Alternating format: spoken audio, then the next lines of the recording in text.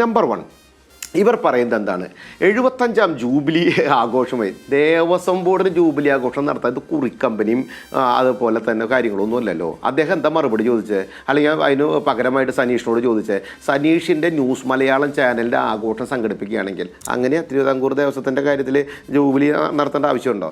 രണ്ടാമത്തെ കാര്യം, നിങ്ങൾ പറഞ്ഞ അതല്ലല്ലോ സാറേ, നിങ്ങളുടെ ആ സമയത്ത് പറഞ്ഞത് നിങ്ങളുടെ മന്ത്രിയാണല്ലോ അല്ലേ, ദേവസ്വം മന്ത്രിയല്ലേ, ബഹുമാനായ ശ്രീ വാസവ മന്ത്രി, അദ്ദേഹം പറഞ്ഞത് എന്താ, ഇത് ശബരിമല യുടെ വികസനവുമായി ബന്ധപ്പെട്ട ചർച്ച നടത്തുന്നതുമായി ബന്ധപ്പെട്ട ഒരു വിശാലമായ സംഗമമാണ്. പറഞ്ഞത് ഞാൻ തെറ്റാണെങ്കിൽ സനീഷിന് ഇടപെടാട്ടോ.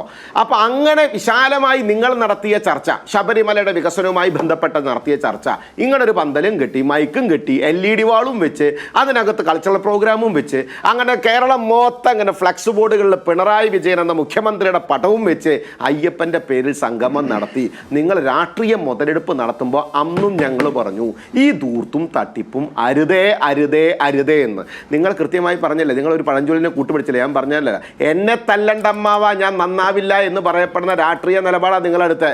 നിങ്ങൾ എന്ത് പറഞ്ഞാലും വിശ്വാസി സമൂഹത്തിന്, അയ്യപ്പ വിശ്വാസികളെ ഞങ്ങൾ പറ്റിക്കുമെന്ന നിലപാടെടുത്ത് നിങ്ങൾ അവിടെ നടത്തി. ചോദിക്കട്ടെ, അങ്ങനെ ക്ഷേത്രവുമായി ബന്ധപ്പെട്ട് തിരുവിതാംകൂർ ദേവസ്വത്തിൻ്റെ ഒരു ആഘോഷം നടക്കുന്നു, അല്ലെങ്കിൽ അതിൻ്റെ ഫണ്ട് ഉപയോഗിച്ച് കാര്യങ്ങൾ ചെയ്യുന്നുവെങ്കിൽ ചോദിക്കട്ടെ, എത്ര ക്ഷേത്ര ഭരണസമിതികൾ പങ്കെടുത്തു, എത്ര ക്ഷേത്ര വിശ്വാസികളുടെ പ്രതിനിധികൾ പങ്കെടുത്തു, എത്ര പൂജാരിമാർ പങ്കെടുത്തു, എത്ര ശാന്തിമാർ പങ്കെടുത്തു, എത്ര മേൽശാന്തിമാർ പങ്കെടുത്തു, എത്ര ക്ഷേത്ര വിശ്വാസ ട്രസ്റ്റുകളുടെ ഭാരവാഹികൾ പങ്കെടുത്തു, NSSും SNDP പിന്തുണ പ്രഖ്യാപിച്ചു, അതിൻ്റെ അപ്പുറത്തേക്കുള്ള വിവിധ ജാതി സംഘടനകളുടെ പ്രതിനിധികൾ എത്ര പേർ പങ്കെടുത്തു?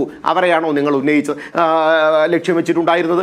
അവരെയാണോ നിങ്ങൾ കുമരകത്ത് റിസോർട്ട് എടുത്തു കൊടുത്തത്? അവരെയായിരുന്നോ നിങ്ങൾ പല സ്ഥലങ്ങളിലുള്ള ഹോട്ടലുകളിൽ നിറച്ചു കൊണ്ടുവന്ന് അയ്യപ്പ സംഗമം എന്നതിൻ്റെ പേരിൽ ഇവിടെ നടത്തിയത്? അങ്ങനെയെങ്കിൽ നിങ്ങൾ നടത്തിയെടുത്ത തീരുമാനത്തിൻ്റെ ആ പ്രിൻ്റ് ഒന്ന് ഞങ്ങൾക്ക് കാണിച്ചു തന്ന വിശ്വാസികൾക്ക്, കമ്മ്യൂണിസ്റ്റ് പാർട്ടിക്ക് കാണാൻ ആഗ്രഹം ഉണ്ടാവില്ല, കാരണം അത് വിശ്വാസികൾക്കാണല്ലോ. അപ്പോൾ വിശ്വാസികളല്ലല്ലോ. അപ്പോൾ ഞങ്ങൾ വിശ്വാസികൾക്ക് ആഗ്രഹമുണ്ട്, അടുത്ത ഒരു വർഷത്തിനുള്ളിൽ ശബരിമലയ്ക്കകത്ത് നിങ്ങൾ നടത്തിയിട്ടുള്ള പ്രവർത്തനത്തിൻ്റെ ഭാഗമായി കിട്ടിയിട്ടുള്ള, വികസനത്തിൻ്റെ ഭാഗമായി കിട്ടിയിട്ടുള്ള ഫണ്ട് എത്രയേ, ആ ഫണ്ട് എന്തിനൊക്കെ ജനങ്ങൾ ചെലവഴിക്കും, ആ ചെലവഴിക്കുന്നതിൻ്റെ ഭാഗമായി ശബരിമലയുടെ ഏതൊക്കെ മേഖലയിൽ വികസിക്കും, ഞങ്ങൾ വിശ്വാസികൾക്ക് ഭാവിയിൽ എന്തൊക്കെ ഗുണഗണങ്ങൾ ആ നിങ്ങളുടെ ഈ പ്രവർത്തനത്തിൻ്റെ ഭാഗമായിട്ടുണ്ടാകും, നിങ്ങൾ ഞങ്ങളുടെ വിശ്വാസത്തിൻ്റെ, ഞങ്ങളുടെ ദേവസ്വം ബോർഡിൻ്റെ, ഞങ്ങളുടെ വിശ്വാസികളുടെ സമർപ്പണത്തിൻ്റെ ഭാഗമായി കിട്ടിയിട്ടുള്ള പണത്തിൻ്റെ വിഹിതം നിങ്ങൾ ഉപയോഗിച്ചുകൊണ്ട് നിങ്ങൾ നടത്തിയിട്ടുള്ള ഈ സംഗമത്തിൽ